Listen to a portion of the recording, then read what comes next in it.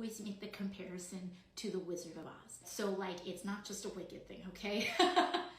Understand that authoritarians are kind of like the wizard in the Wizard of Oz. They rely not on their actual power. They rely on their perceived power. Homan was upset, I suppose, because he felt that you were giving advice to people who were here illegally. Mm-hmm. Were you?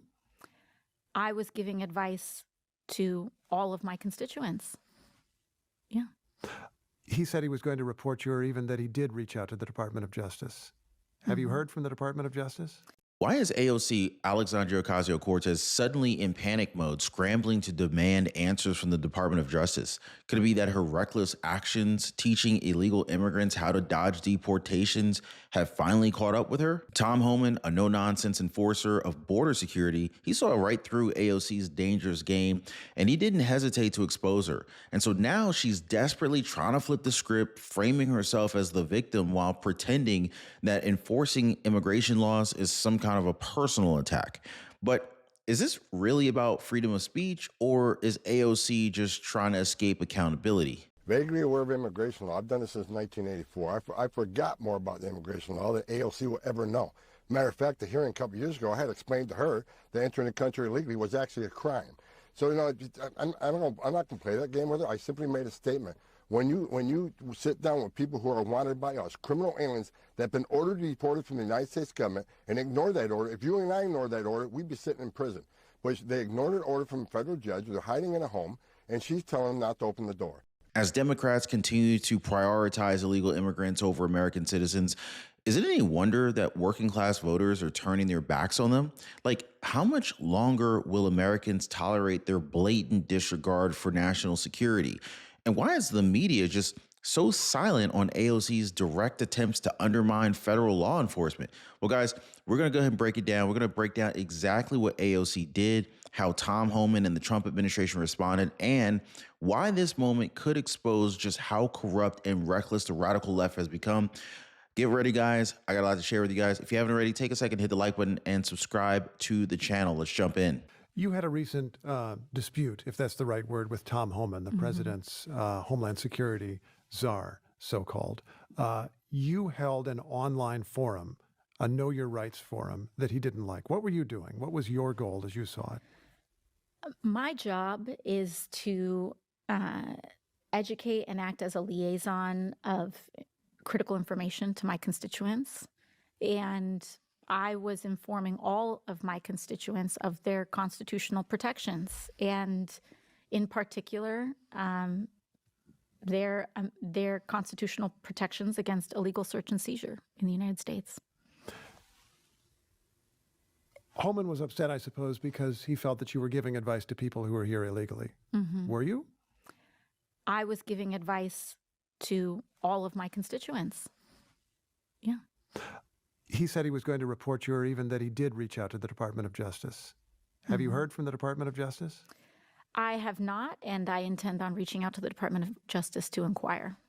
Really? What would your question be for the Department of Justice? Well, there is a member of the Trump administration who is threatening and seeks to open an inquiry, and are you going to do it? What would you learn? What do you hope to learn from that exchange? I think it's important to know where this administration stands and if they intend on using political intimidation to silence their critics. Once again, AOC Alexandria Cortez has shown that her loyalty lies not with the American people, but with those who violate the country's immigration laws.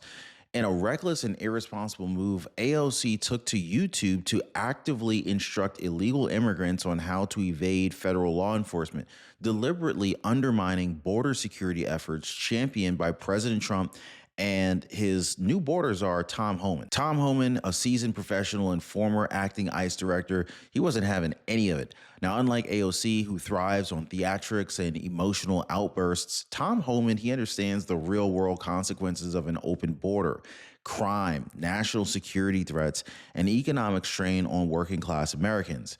And he did what any responsible law enforcement leader should do. He called out AOC's dangerous behavior and pushed for an investigation by the Department of Justice, the DOJ. But instead of facing the music for potentially aiding and abetting illegal activity, AOC predictably played the victim. In a desperate attempt to deflect, she sent a letter to Attorney General Pam Bondi whining about political persecution and pretending that enforcing the law is somehow an attack on her freedom of speech. Her free speech. So this is a classic leftist move, turn the enforcer into the villain while portraying lawbreakers as the real victims. To what extent is immigration as an issue part of your problem with working class voters? I mean, I guess my question would be what does the word problem mean? People voting for the other side and not for you. Yeah. Feeling that Democrats are not serious about the issue in ways that concern them. I think that we have a problem on immigration because of the lack of progress that we've had on this issue. And as we know, Republicans weaponized that lack of progress. Of course, there was famously a bipartisan bill last year that the Republican majority in the Senate and also in the House were willing to pass. President Biden was willing to work with them on it. And Donald Trump said, do not solve this problem. As long as it is broken, then it will be politically beneficial for us. And so it is a problem not just for Democrats. It's a problem for the entire country that Republicans do not want to solve any sort of issue with immigration. They are completely uninterested in addressing undocumented people, in addressing a path to citizenship. Well, they do want to address undocumented people by removing them. I mean, that's what the president is attempting now. Even then, you see what Republicans did with the Lake and Riley Act recently in their passage with it, in that they authorized the complete gutting of due process. So now you can take a DACA recipient, a dreamer, just accuse them of a crime. And deport them. And however, they also understand that they don't even have the infrastructure to do that. So they're actually creating it's not even about creating a deportation pipeline. They are creating a private prison camp pipeline. So they're still creating pipelines to just increase this problem here in the United States. Why do you think this issue did seem to be a political loser for Democrats among key groups and key constituencies, if what you say is true? I think that a lack of a path to citizenship in the United States, the lack of addressing comprehensive immigration reform creates a large population of undocumented people in the United States. And that is allowed to be weaponized in many ways. We have a large population of undocumented people in the United States. Overwhelmingly, it is not because they crossed the southern border of the United States. It's because they came here in a documented fashion and overstayed a visa and became undocumented. And it is the lack of ability for us to expand paths to citizenship, modernize paths to citizenship over decades that create this bubbling issue that Republicans are allowed to weaponize. And you have voters in places like Arizona, which is a swing state that Democrats lost, or Colorado, which is generally a blue state, saying there's a lot of chaos, there's a lot of lawlessness. Yes. I don't know what to do here. Who's looking out after me? And I think when that is paired with divestment from the social safety net, when that is paired with lack of progress on minimum wage, when that is paired with rising costs of living, it sets the stage for a strong man to point to any marginalized group and say it's their fault, instead of looking at the gross income inequality that we have and its actual causes in the United States. And so that, I think, is the quandary that Republicans find themselves in, because even on the debate stage, you had Vice President Vance and others trying to say that undocumented people are why we have a housing crisis in this country. And they can fulfill their entire agenda. You will never deport your way into more affordable rent. You're never going to deport your way into into being able to make your mortgage meet or make your groceries more affordable. In fact, mass deportations may only make those things much more expensive, actually. And in my view, people voted to lower their groceries. People voted to try to make their lives affordable. And right now, the Trump administration is already running into roadblocks into fulfilling that promise. And they are in trouble. And that's an issue they're going to have to contend with. Let's be clear here, guys. No one was being silenced. AOC can talk all she wants. But when an elected official actively encourages people to break the law and evade deportation, that's not free speech. That's obstruction. Imagine if a politician advised tax cheats on how to hide their income from the IRS. Would Democrats defend that under the First Amendment? Of course not.